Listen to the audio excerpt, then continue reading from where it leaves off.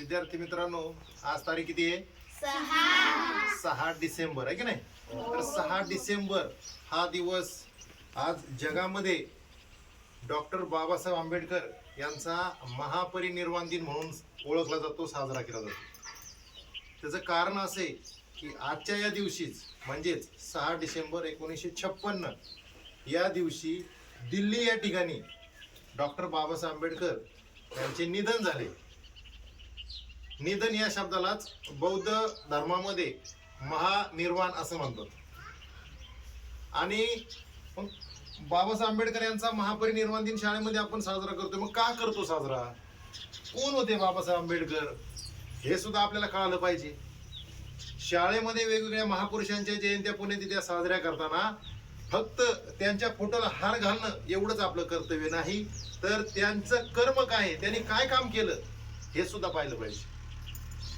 14 April 1891 14 April 1891 या दिवशी मध्य प्रदेशातल्या महू या गावामध्ये डॉक्टर बाबासाहेब आंबेडकर यांचा जन्म झाला.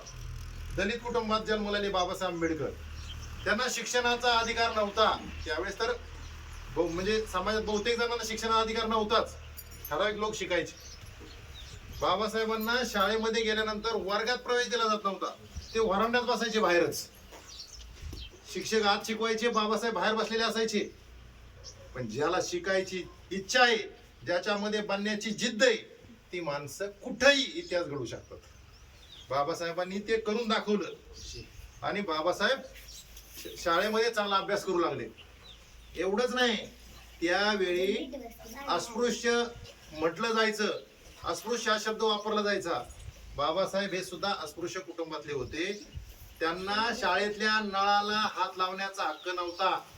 जर त्यांना तहान लागली तर कुठल्या तरी शिपायाने यायचं, नळ चालू करायचा, म्हणजे तोटी चालू करायची, आणि तेव्हा बाबासाहेब पाणी प्यायचे. जर तो शिपाई आला नाही तर कितीही तहान लागली तरी बाबासाहेबांनी तसंच तहानलेल्या मनानं, तहानलेल्या भावनेनं तसंच बसायचं, पण नळाला हात लावायचा नाही. अशी त्यांची त्यावेळची परिस्थिती होती. आणि म्हणून त्यांनी आपल्याला शिकवले, स्वाभिमानानं जगा, लाचारी कोणाची पत्करायची नाही. डॉक्टर बाबासाहेब आंबेडकर यांचं बालपणापासून जबरदस्त अभ्यास होता, खूप मोठा अभ्यास.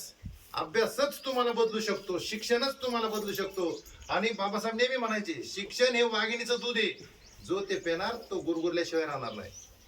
त्यांनी समाजाला सांगितलं, शिका, भरपूर शिका, संघटित व्हा आणि आपल्या हक्कांसाठी संघर्ष करा. आपला हक्क आपल्याला मिळाला पाहिजे. आता तुम्ही लहान येत, तुमचा महत्वाचा हक्क आहे शिक्षण. आपल्या राज्यघटनेने तुम्हाला शिक्षणाचा हक्क दिलेला आहे. 14 वर्षापर्यंत तुम्हाला चांगलं गुणवत्तापूर्ण दर्जेदार शिक्षण भेटलंच पाहिजे, हा तुमचा हक्क आहे. आणि हा हक्क आपल्याला राज्यघटनेने दिलाय. राज्यघटना कोणी लिहिली? डॉक्टर बाबासाहेब आंबेडकरांनी. ज्यावेळेस आपल्या भारतावर इंग्रजांची सत्ता होती, ती सत्ता संपली. 15 ऑगस्ट 1947 ला आपला देश स्वतंत्र झाला. आणि त्याच्यानंतर आपला देश आपल्या नियमाप्रमाणे चालला पाहिजे, कारण त्याच्यापूर्वी आपला भारत देश इंग्रजांच्या नियमाप्रमाणे चालायचा, त्यांच्या कायद्यानुसार चालायचा. मग आपले कायदे पाहिजेत, मग करायचे कोणी? तर त्यावेळेस घटना समिती स्थापन करण्यात आली. आणि या घटना समितीचे अध्यक्ष होते डॉक्टर राजेंद्र प्रसाद. आणि त्या घटना समितीमध्ये वेगवेगळ्या समित्या होत्या, उपसमित्या, आणि त्यामध्ये एक मसुदा समिती होती. आणि त्या मसुदा समितीचे अध्यक्ष होते डॉक्टर आंबेडकर. तर यांचं खरं नाव माहिती तुम्हाला काय होतं? यांचं खरं नाव होतं भीमराव रामजी आंबेडकर. भीमराव नाव होतं त्यांचं, पण त्यांना सगळेजण बाबासाहेब म्हणून ओळखतात. तर त्यांनी वेगवेगळ्या देशांच्या राज्यघटनांचा अभ्यास केला. ते काय म्हटले नाही, आता माझ्यावर जबाबदारी टाकली आणि मी कशी पण राज्यघटना तयार करतो आणि देतो, नाही.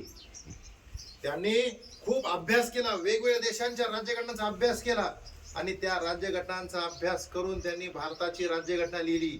जे संविधान आपण दररोज म्हणतोय ना परिपाठामध्ये, 26 नोव्हेंबर 1949 रोजी याद्वारे हे संविधान अंगीकृत आणि अधिनियमित करून स्वतः अर्पण करीत आहोत, म्हणतो ना आपण. तर आपल्या देशाच्या या संसदेमध्ये 26 नोव्हेंबर 1949 या दिवशी संविधान स्वीकारले. आणि 26 जानेवारी 1950 पासून हे राज्यघटना सुरू झाली. तेव्हापासून आपला कारभार आपल्या राज्यघटनेनुसार सुरू झाला.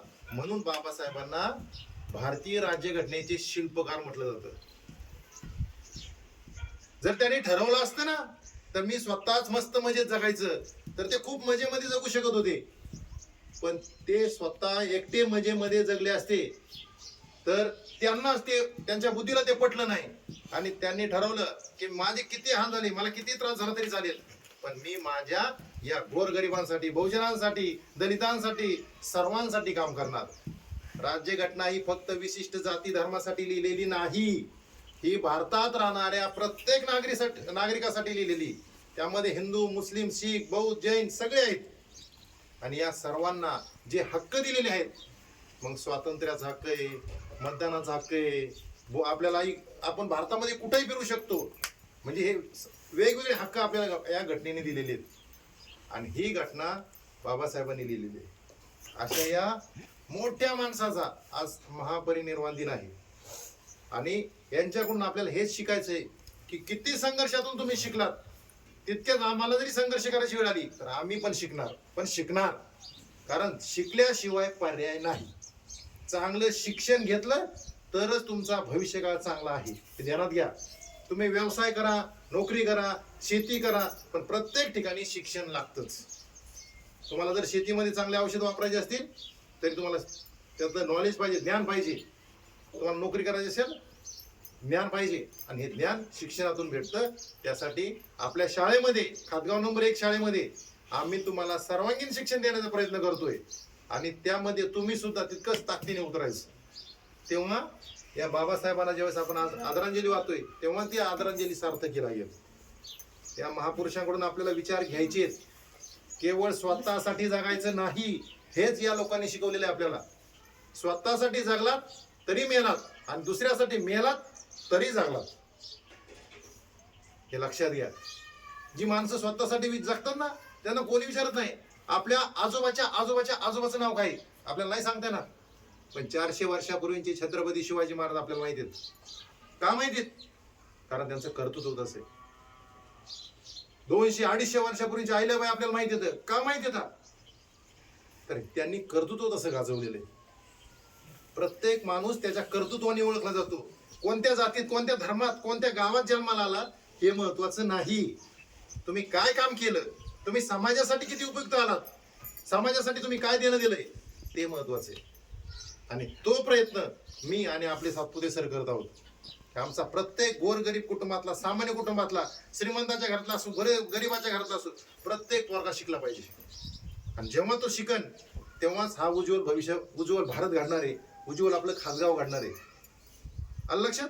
तेव्हा आपण आज सर्वांनी निर्धार करायचा आहे की डॉक्टर बाबासाहेब आंबेडकर यांनी जसा प्रतिकूल परिस्थितीत संघर्ष केला आणि एक जगाच्या पाठीवर इतिहास घडून दाखवला, तसाच इतिहास आम्ही सुद्धा घडून दाखवणार. आणि या खातगावमध्ये राहून लक्षात ठेवा, जिथं चांगली परिस्थिती आहे तिथं इतिहास कधीच घडवला जाऊ शकत नाही.